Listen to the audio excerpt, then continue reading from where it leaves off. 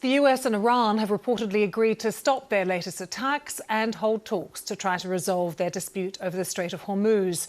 A US official said both sides would stand down for now and allow vessels to move freely.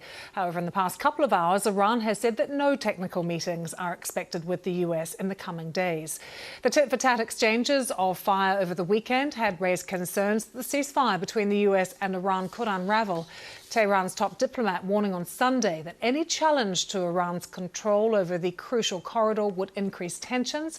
Both nations have accused each other of violating an interim agreement signed earlier this month.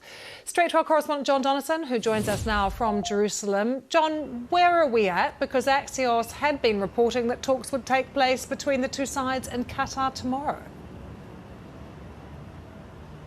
Well, regarding those talks, it's not clear. The Iranians have denied that there are any negotiations due to start. I think the flare-up in violence that we had over the weekend does seem to have de-escalated, but it's only the Americans at the moment who are saying that both sides have agreed to stand down. No comment from the Iranians. And I think what we saw over the weekend was the Iranians,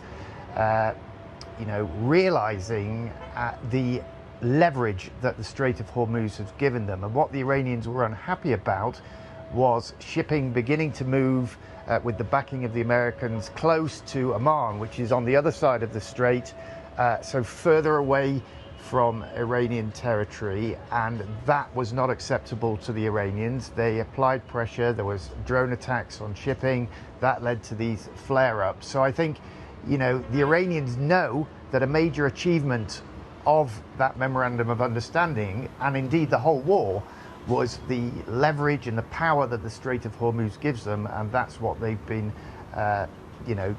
delivering in this latest exchange of fire. And John, of course, Iran wants a full withdrawal of Israeli troops from Lebanon as part of any kind of final deal. What has been happening in southern Lebanon in the past few days?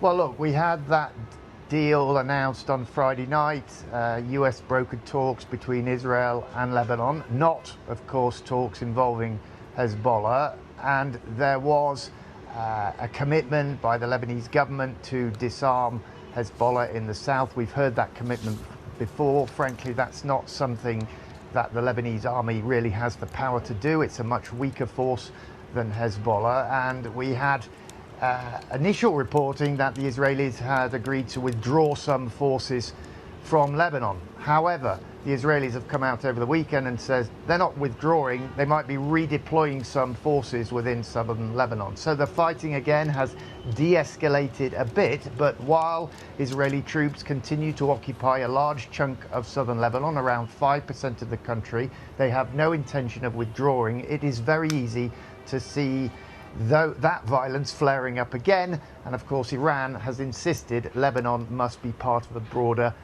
peace ceasefire deal.